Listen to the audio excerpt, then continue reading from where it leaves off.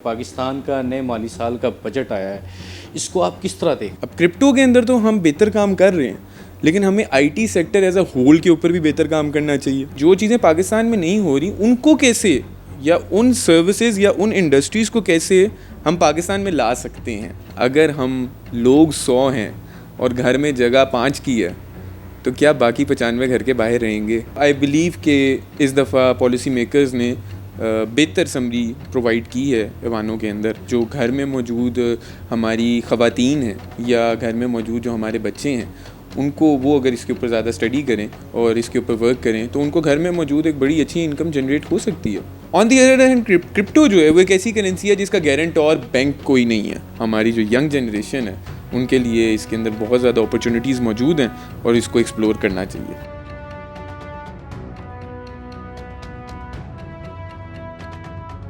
बिस्मिल्लाहिर्रहमानिर्रहीम, अस्सलाम वालेकुम। मैं हूं Abdul Hanan Chaudhry, PNN digital media TV से। पाकिस्तान में नए माली साल का बजट पेश कर दिया गया है। पाकिस्तान के कौमी असम्बली के ईवान में ये बजट पेश किया गया, जिसमें हुकूमत की तमाम इत्तेहादी जमातों की मुशावरत से वज़ीर ख़जाना ने प्राइम मिनिस्टर ऑफ पाकिस्तान की सुपरविजन में इस बजट को पेश किया है। सूबाई हुकूमतें बजट की तैयारियों में मसरूफ़ हैं और सूबाई बजट भी आने को है। हम इस वक्त मौजूद हैं लाहौर की एक अहम तरीन सनती कारोबारी फैमिली, दीवान फैमिली के चश्मो चिराग पाकिस्तान बिज़नेस फोरम लाहौर के नायब सदर जबरान दीवान साहब के साथ उनके ऑफ़िस में। जबरान दीवान साहब आला तालीम याफ्ता हैं, पाकिस्तान से और बैरून मुल्क से बिज़नेस में हाईली क्वालिफाइड हैं और दुनिया में जो जदीद पाकिस्तान के साथ और दुनिया के साथ इंपोर्ट एक्सपोर्ट ट्रेड और तमाम बिज़नेस को बड़े बेहतर तरीके से समझते हैं। उनसे ये जानने की कोशिश करेंगे कि नए माली साल के इस वफाकी बजट पर उनकी क्या राय है।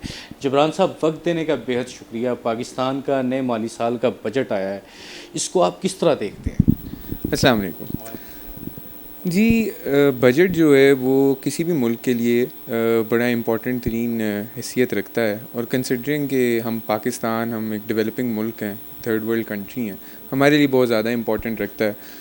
इसके अंदर कुछ इंटरनल फैक्टर्स हैं, कुछ एक्सटर्नल फैक्टर्स हैं। हमारी इकॉनमी जो है वो बहुत ज़्यादा रिलायंट होती है IMF के ऊपर और एक्सटर्नल बॉडीज़ के ऊपर, जिसकी वजह से बजट का जो बिल है वो हम बीइंग पाकिस्तानी हमारे लिए बहुत ज़्यादा अहमियत का हामिल है। इसके ऊपर डिपेंडेंट है कि हमारा आने वाला अगला साल जो है वो कैसे गुजरेगा, और इसी के ऊपर हम फर्दर डिस्कस करेंगे और कोशिश करेंगे अपना एनालिसिस आप लोगों से शेयर करने का।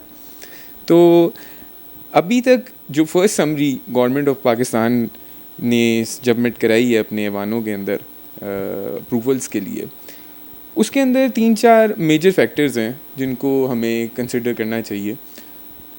कुछ अच्छाइयाँ भी हैं, कुछ तनकीद की बातें भी हैं, जिनके ऊपर हमें फोकस करते हुए अपनी वॉइस को जो है वो आगे पहुंचाना चाहिए, ताकि इन ऐवानों के अंदर वो वॉइस हेयर अबाउट हो सके। स्टेप बाय स्टेप मैं डिस्कस करता हूँ। एक चीज़ इस गवर्नमेंट ने बड़ी अच्छी की है, वो जो मिडिल क्लास प्रोटेक्शन है उसके ऊपर इन्होंने बड़ा अच्छा स्टेप लिया है।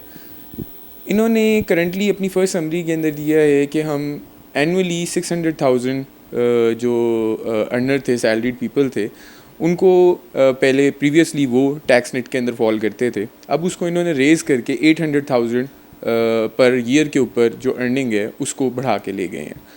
अब इसका इम्पैक्ट क्या है, इस चीज़ को समझना बहुत ज़रूरी है। किसी भी इकॉनमी के लिए जो main drivers of the economy होते हैं वो कभी भी एलीट नहीं होते, या कभी भी वो पॉवर्टी लाइन से नीचे जो लोग मौजूद हैं, जो शराय गुर्बत से नीचे लोग ज़िंदगी बसर कर रहे हैं, वो नहीं होते। हर इकॉनमी के लिए ड्राइवर जो है वो मिडिल क्लास होती है। मिडिल क्लास ने ही हनान भाई कंजम्पशन करनी है, मिडिल क्लास ने ही चीज़ों को बाय करना है, और मिडिल क्लास ने ही आगे जो है वो इकॉनमी के अंदर जॉब्स करनी है ज़्यादातर, और वाइट कॉलर जॉब्स करनी है, और उसके अकॉर्डिंगली इकॉनमी को लेके चलना है। तो ये तो गवर्नमेंट ऑफ पाकिस्तान ने अच्छा किया है कि इनके ऊपर से जो टैक्स नेट है उसको थोड़ा थ्रेशोल्ड को अपने हायर किया है, जिससे इनके पास डिस्पोजेबल इनकम बढ़ जाएगी, और आने वाले दिनों के अंदर हम नोट करेंगे कि इसकी कंजम्पशन के ऊपर अच्छे असरात आने चाहिए। तो ये तो इन्होंने अच्छा किया, लेकिन इसके अंदर इसको और बेहतर भी किया जा सकता था। हम रीजनली सब कॉन्टिनेंट के अंदर जोग्राफिकली हम मौजूद हैं बीइंग पाकिस्तान, हमारे रीजनल जो कंपेटिटर्स हैं, इकोनॉमिक कंपेटिटर्स या हमारे रवायती हरीफ भी इंडिया, अभी उनको ताज़ा हमने ऑपरेशन बनियानुल मरसूस के अंदर जो है वो काफ़ी धूल चटाई है। तो इकॉनमी के अंदर लेकिन वो हमसे आगे हैं, इकॉनमी के अंदर वो हमसे आगे हैं और आने वाले वक्त के अंदर हम उस मैदान के अंदर भी इन्हें अच्छी शिकस्त देंगे। इंडिया के अंदर जो है वो मिडिल क्लास ब्रैकेट को सेव करने के लिए, जो उनकी प्रोटेक्शन के लिए उनका टैक्स नेट जो है वो उन्हें 1 मिलियन एनुअली तक की फेवर देता है कि 1 मिलियन एनुअली जो लोग अर्न कर रहे हैं, सैलरीड इंडिविजुअल्स जो हैं, वो टैक्स नेट में फॉल नहीं करते। अब हनान भाई इस चीज़ को समझना बड़ा ज़रूरी है। होता इस तरह है कि जब 1 मिलियन तक के लोग जो हैं, जो 1 मिलियन तक कमा रहे हैं साल के अंदर, वो टैक्स नेट में फॉल नहीं करेंगे तो उनका डिस्पोजेबल इनकम उनकी बढ़ जाएगी, उन्हें टैक्सेस नहीं देने पड़ेंगे तो वो कंजम्पशन अपनी बढ़ा लेंगे। वही पैसे जो उन्होंने टैक्स की मद के अंदर गवर्नमेंट को देने थे, वही पैसे अब उनके कंजम्पशन की मद के अंदर इकॉनमी के अंदर ऐड होंगे और वेलोसिटी ऑफ मनी जो है वो बढ़ती जाएगी। तो हमें इंडिया से सबक लेना चाहिए। हमारी गवर्नमेंट ने अभी ये स्टेप बड़ा अच्छा उठाया कि हमारे थ्रेशोल्ड को ऊपर किया है, लेकिन अभी मज़ीद इसको ऊपर किया जा सकता था। तो ये तो हो गई बात जो बजट जो है, जो की फैक्टर्स हैं कि जिससे बजट जो है आम पाकिस्तानी को कैसे इम्पैक्ट करेगा आने वाले टाइम में, और इसका फ़ौरन इसके असरात मुरतब होने लग जाते हैं हमारी इकॉनमी के अंदर। अब हम बात करते हैं थोड़ी हमारे मेजर सेक्टर्स की, जो इकॉनमी के बिग ड्राइवर्स जिन्हें कह सकते हैं, या बिग गन्स जो हैं हमारी इकॉनमी की, वो कौन सी हैं। अब उसके अंदर बीइंग पाकिस्तान हमारे बहुत ज़्यादा रिलायंट है टेक्सटाइल सेक्टर के ऊपर, आईटी सेक्टर के ऊपर, ऑटोमोबाइल सेक्टर के ऊपर। अब इसके कंपैरेटिव के अंदर हम देख लेते हैं कि इंडिया के साथ हमने क्या चीज़ें, या बांग्लादेश के साथ हमने क्या चीज़ें अपने कंपैरिजन के अंदर बेहतर की, या किन चीज़ों पे हमें, किन एरियाज़ के अंदर हमें काम मज़ीद करना चाहिए। अब आईटी सेक्टर की अगर मैं बात करूं, पाकिस्तान बहुत अरसे से कोशिश कर रहा है कि हम आईटी के अंदर जो है एक प्रिवेलेंट कंट्री जो है वो इमर्ज करके सामने आए। अभी गवर्नमेंट ऑफ पाकिस्तान ने काफ़ी अच्छे इनिशिएटिव्स भी लिए हैं जिसके अंदर क्रिप्टो करेंसी को लीगलाइजेशन की तरफ लेके जाना है, क्रिप्टो बैंक्स को जो है वो पाकिस्तान के अंदर इनवाइट करना है ताकि क्रिप्टो बैंक्स इधर बने। इवन के अभी recently prime minister of Pakistan ने जो इनिशिएटिव लिया है कि वो 200 मेगावाट ऑफ पावर जो है उसको क्रिप्टो जनरेशन के लिए मुख्तस करेंगे। ये बहुत अच्छे इनिशिएटिव हैं, पूरी दुनिया इनसे फ़ायदा उठा रही है और हमें भी इनसे फ़ायदा उठाना चाहिए। लेकिन अगर हम बात करें तो क्रिप्टो जो है वो आईटी सेक्टर का एक डिवीज़न बन जाता है। अब क्रिप्टो के अंदर तो हम बेहतर काम कर रहे हैं, लेकिन हमें IT sector as a whole के ऊपर भी बेहतर काम करना चाहिए। अब उसके अगर हम कंपैरिजन के अंदर बात करें तो पाकिस्तान के अंदर जो कंपनीज़ जो आईटी की सर्विसेज, जिनको आईटी एक्सपोर्ट्स कहा जाता है, ये फ़िज़िकल एक्सपोर्ट्स नहीं होती, ये डिजिटल एक्सपोर्ट्स होती हैं आईटी सर्विसेज के फॉर्म के अंदर जो कर रही हैं कंपनीज़, उनके ऊपर इस समरी के अंदर 15% तक टैक्सेशन जो है वो अलाउ की गई है एक्सपोर्टिंग कंपनीज़ के ऊपर। ये बड़ा इंपॉर्टेंट पार्ट है।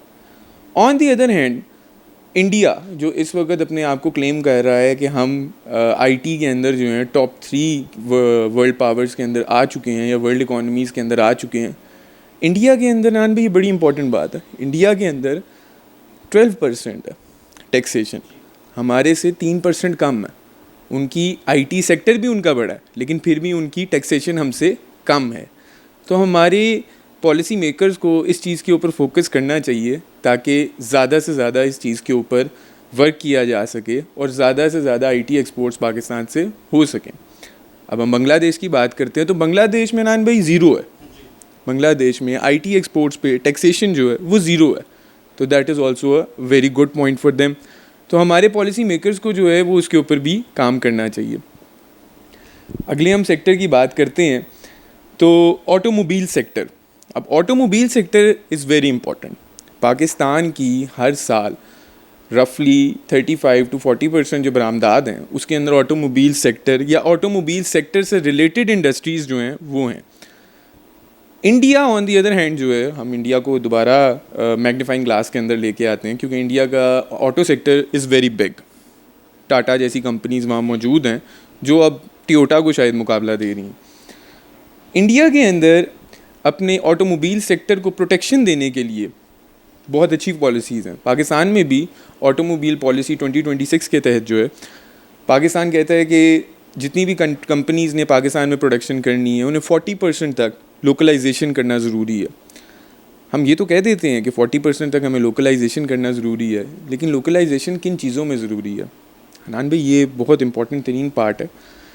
देखें, जो चीज़ें ऑलरेडी पाकिस्तान के अंदर बन रही हैं बहुत अच्छी बात है, उनको लोकलाइज होना चाहिए और उन चीज़ों को यूज़ होना चाहिए, लेकिन जिस चीज़ को पॉलिसी मेकर्स को ज़ेर नज़र लाना चाहिए या ख्याल में लाना चाहिए वो ये है कि जो चीज़ें पाकिस्तान में नहीं हो रही उनको कैसे, या उन सर्विसेज या उन इंडस्ट्रीज़ को कैसे हम पाकिस्तान में ला सकते हैं, इसके ऊपर काम नहीं हुआ ऑटोमोबाइल सेक्टर के अंदर।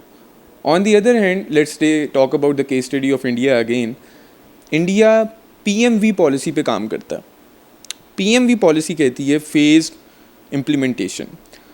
वो ये नहीं कहते कि आप लोकली जो है वो इतनी certain percentage of a good आप लोकली प्रोड्यूस करो, नहीं। वो कहते हैं कि इस गुड के अंदर जितनी भी इंडस्ट्रीज़ रिलेटेड हैं उन सब को बाय फेज़ जो है आप लोकलाइज करो। अब उससे होता क्या है? हनान भाई, टोयोटा है, सुजुकी है, ये बिग जाइंट्स हैं, पूरी दुनिया के अंदर ये मकबूल नाम है। इनकी टेक्नोलॉजीज़ ही आगे दुनिया में फॉलो होती हैं। अगर इनकी टेक्नोलॉजीज़ की सर्टेन पोर्शंस हमारे लोकली पाकिस्तान के अंदर डेवलप हों या पाकिस्तान के अंदर उनके ऊपर काम हो, तो उससे हमारी लोकल इंडस्ट्री और ज़्यादा स्ट्रेंथन होगी, क्योंकि हमें वो टेक्नोलॉजीज़ या वो इनोवेशंस जो इन बिग कंपनीज़ के पास मौजूद हैं उनके बला महदूद R&D बजट्स की वजह से वो यहाँ पे पाकिस्तान में भी लोकलाइज क्रिएट होंगी और वो हमारे पे लोकल प्लेयर्स को बेनिफिट देंगी। तो आई बिलीव कि पॉलिसी मेकर्स को इसके ऊपर भी काम करना चाहिए। उसके बाद हम बात करते हैं SMZs के ऊपर, जो स्पेशल मैन्युफैक्चरिंग जोन्स जो हैं। गवर्नमेंट ऑफ पाकिस्तान ने कहा कि SMZs के अंदर जो है जो मशीनरी इंपोर्ट है उसके ऊपर हम कंप्लीट टैक्सेशन एंड ड्यूटीज़ का वेवर देंगे, प्लस हम SMZs के अंदर सर्टेन SMZs के अंदर हम 5 ईयर्स तक टैक्स हॉलीडे भी देंगे, इनकम टैक्स हॉलीडे देंगे। बहुत अच्छा स्टेप है, लेकिन अनान भाई हमें एक और चीज़ भी ज़ेरे बहस या ज़ेरे गौर लानी चाहिए। SMZs हैं कितने पाकिस्तान में? लाहौर एक बड़ा सनती शहर है, लाहौर में 2 या 3 SMZs मौजूद हैं सिर्फ। इसके ऊपर हमें फोकस ज़्यादा से ज़्यादा करना चाहिए। देखिए, अगर हम स्पेशल जोन्स की बात करते हुए स्पेशल जोन्स के अंदर इंसेंटिवाइजेशन दे रहे हैं बिजनेसमैन को, या स्पेशल जोन्स की बात करते हुए स्पेशल जोन्स के अंदर हम एक्सपोर्टर को बेनिफिट देना चाहते हैं, तो नान भाई ये भी तो हमें गौर करना चाहिए कि वो जोन्स हैं कितने। अगर हम लोग 100 हैं और घर में जगह 5 की है, तो क्या बाकी 95 घर के बाहर रहेंगे? तो अगर वो घर के बाहर रहेंगे तो उन्हें घर की छत तो नहीं मिलेगी। इस चीज़ पे हमें फोकस ज़्यादा से ज़्यादा करना चाहिए। तो मेरा ख्याल है कि इन कंपैरिजन या इन कंक्लूजन जो है, जो समरी पाकिस्तान के अवानों के अंदर दी गई है बजट से related, summary is better, summary is good. काफ़ी अच्छे पॉइंट्स हैं उसके अंदर, स्पेशली मिडिल क्लास प्रोटेक्शन इसके अंदर, उसके अलावा ऑटोमोबाइल सेक्टर के अंदर, उसके अलावा IT सेक्टर के अंदर। हमें इन सारी चीज़ों को अगर हम कंक्लूड करें तो आई बिलीव कि इस दफ़ा पॉलिसी मेकर्स ने बेहतर समरी प्रोवाइड की है ऐवानों के अंदर, और लेट्स सी कि आने वाले दिनों के अंदर गवर्नमेंट इस समरी को कितना इम्प्लीमेंटेशन के अंदर लेके आती है। जी जबरान भाई, आपने बजट को और इंडस्ट्री को, बिज़नेस को, इंपोर्ट एक्सपोर्ट और कंपैरेटिवली जो हमारे रीजन की कंट्रीज़ हैं उसका आपने एक कंक्लूजन दे दिया, मगर इसमें आपने क्रिप्टो की बात की है। वो एक नई बात है डिजिटल करेंसी की, बिटकॉइन है, और अभी NFT का पिछले दिनों स्कैम वो चल रहा था। नई जनरेशन के लिए इसको डिफ़ाइन कर दें कि क्रिप्टो, बिटकॉइन या NFT या डिजिटल करेंसी जो एक नई जहत दुनिया लेके आई है, पाकिस्तान में सेफ़ है, सिक्योर है, एप्लीकेबल है, ये थोड़ा समझा दें। जी बिल्कुल। हनान भाई, टेक्नोलॉजी जो है वो ब्लाइंड होती है, या टेक्नोलॉजी को इंटरनेशनली एक फ्रेज़ यूज़ किया जाता है, टेक्नोलॉजी इज़ ब्लाइंड फोल्डेड। इसकी अच्छाइयाँ भी हैं, इसकी बुराइयाँ भी हैं। इसी तरह क्रिप्टो भी एक टेक्नोलॉजी है। क्रिप्टो की अच्छाइयाँ भी मौजूद हैं और क्रिप्टो की खामियाँ भी मौजूद हैं। अब ये तो यूज़र पे डिपेंड करता है कि वो उसको किस तरह लेके चलता है। आपने NFT की बात की, बहुत अच्छे प्लेटफॉर्म्स हैं NFT के ऊपर, स्पेशली फ्रीलांसर्स के लिए, और जो घर में मौजूद हमारी ख़वातीन हैं या घर में मौजूद जो हमारे बच्चे हैं, उनको वो अगर इसके ऊपर ज़्यादा स्टडी करें और इसके ऊपर वर्क करें तो उनको घर में मौजूद एक बड़ी अच्छी इनकम जनरेट हो सकती है। लेकिन ऑन दी अदर हैंड, क्योंकि crypto is a digital currency, उसकी मॉनेटरी बैंक कोई नहीं है, उसकी मॉनेटरी पॉलिसी कोई नहीं है, और इसको फेसलेस एंड लैंडलेस करेंसी भी कहा जाता है, क्योंकि ये कोई भी कंट्री से क्लेम नहीं करती कि ये हमारी करेंसी है। भाई PKR है, पाकिस्तानी रुपी है, उसका पीछे गारंटर बैंक ऑफ पाकिस्तान है, सेंट्रल बैंक ऑफ पाकिस्तान है, या US डॉलर है। US डॉलर का गारंटर उनका सेंट्रल बैंक है जो यूनाइटेड स्टेट्स के अंदर मौजूद है। On the other hand, crypto जो है वो एक ऐसी करेंसी है जिसका गारंटर बैंक कोई नहीं है, इसका गारंटर बैंक कोई नहीं है। आज के दिन के ऊपर अगर इसकी वैल्यू सर्टेन क्रिप्टोज़ की या सर्टेन कॉइन्स की अगर वैल्यू जो है वो tens of thousands of dollar के अंदर कंक्लूड की जा रही है, तो वो simple demand and supply factor के ऊपर बेस्ड है। तो इसलिए इसके अंदर इन्वेस्ट करने से पहले, इसके ऊपर काम करने से पहले हमें इसको स्टडी करना बहुत ज़्यादा ज़रूरी है, because the lack of guarantor bank. तो इसके ऊपर आप ज़्यादा से ज़्यादा फोकस करें, और नौजवान नस्ल जो है, हमारी जो यंग जनरेशन है, उनके लिए इसके अंदर बहुत ज़्यादा अपॉर्चुनिटीज़ मौजूद हैं और इसको एक्सप्लोर करना चाहिए, बिल्कुल करना चाहिए। अच्छा, आपका जो यहाँ का लोकल एक्सपीरियंस भी है, इंटरनेशनल एक्सपोजर भी है, आपकी स्टडी भी बाहर से है, नई जनरेशन जो हमारे LUMS NUST law and London School of Economics और बड़े तलीमी इदारों से पढ़ के बाहर निकलते हैं, उनको जॉब करनी चाहिए या बिज़नेस करना चाहिए? ज़्यादा सक्सेसफुल कौन सा तरीका है? ये हनान भाई, आपने बड़ा अच्छा सवाल किया और बड़ा ट्रिकी सवाल भी किया। मैं अपना एक्सपीरियंस आपसे शेयर करता हूँ। I was among the very फॉर्चुनेट्स कि मैं जब एजुकेशन के लिए मेरी एजुकेशन UK से, जब मैं एजुकेशन के लिए गया तो मेरे फादर ने मुझे कभी नहीं कहा या फोर्स नहीं किया या किस तरह के हालात नहीं हुए जिसके अंदर मुझे कोई जॉब करनी पड़ती। मुझे मेरे फादर ने कहा कि आप बेटा जाओ, तालीम हासिल करो, ज़्यादा से ज़्यादा अच्छी तालीम हासिल करो और वापस आके अपने मुल्क में अपना काम करो। मेरा भी शुरू से यही विज़न था और मैं इसी पे काम कर रहा था। बट व्हेन आई ग्रेजुएटेड, मेरी फ़र्स्ट जॉब ऑफ़र, उस वक्त स्टूडेंट था, अप्लाई करने का बहुत शौक़ था, अप्लाई किया तो I remember the first job offer I got was for रफली around 65-70,000 pounds per annum. That was very lucrative at that time. बहुत मुश्किल था उस जॉब ऑफ़र को छोड़ के वापस आना। दोस्त अहबाब जो हैं वो भी सारे उधर मौजूद थे, लेकिन एक चीज़ दिमाग के अंदर आई, और मैं आने वाली तमाम फ्यूचर जनरेशन्स को भी उसी पे फोकस करने का कहूँगा। ये मुल्क हमारा है, इस मुल्क के पासमान हम हैं, हम नहीं तो ये मुल्क नहीं, और ये हकीकत बात है। ये आपको नान भाई बाहर अब्रॉड रह कर इस चीज़ की अहमियत का अंदाज़ा होता है। हम पाकिस्तानी हैं, हम कुछ भी कर लें, हम पाकिस्तानी हैं। हमारी पहचान बेहतर हमने खुद करनी है, और उसको बेहतर करने के लिए हमने पाकिस्तान को बेहतर करना है।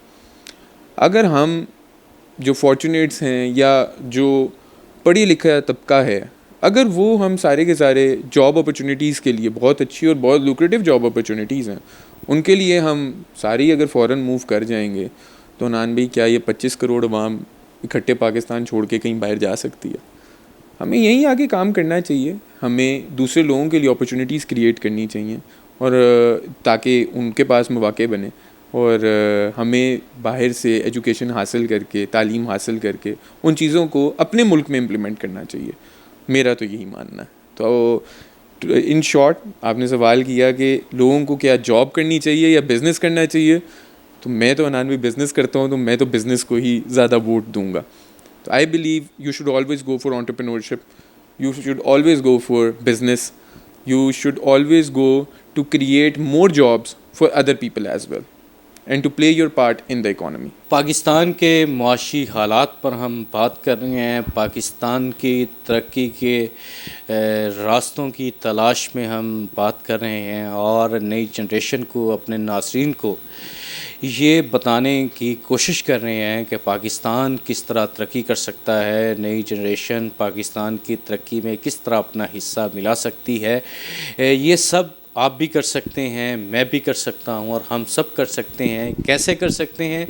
इसके लिए हमें मेहनत, दयानतदारी, पाकिस्तान से वफ़ादारी और अपने काम से कमिटमेंट के साथ, इखलास के साथ आगे बढ़ना होगा। जबरान दीवान साहब, नायब सदर पाकिस्तान बिज़नेस फोरम लाहौर, आपने उनकी गुफ्तगू सुनी। कौमें बिज़नेस से तरक्की करती हैं, मेहनत से तरक्की करती हैं, ईमानदारी से तरक्की करती हैं। दुनिया में जितने ममालिक ने तरक्की की है, इसी विजन और इसी फार्मूले के तहत तरक्की की है। अल्लाह ताला पाकिस्तान को अमन व इस्तेकाम, तरक्की और खुशहाली नसीब फरमाए। अब्दुल हनान चौधरी को दीजिए इजाज़त।